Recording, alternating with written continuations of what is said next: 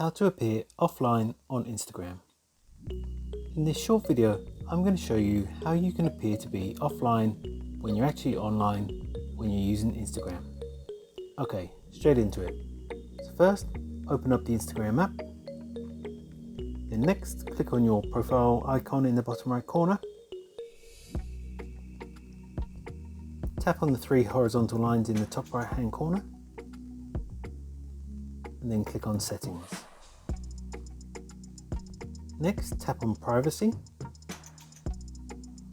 Scroll down until you get to Activity Status.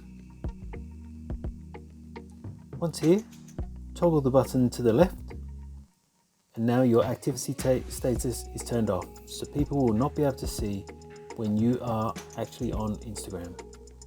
But note, with this switched off, you will also not be able to see when other people are on Instagram.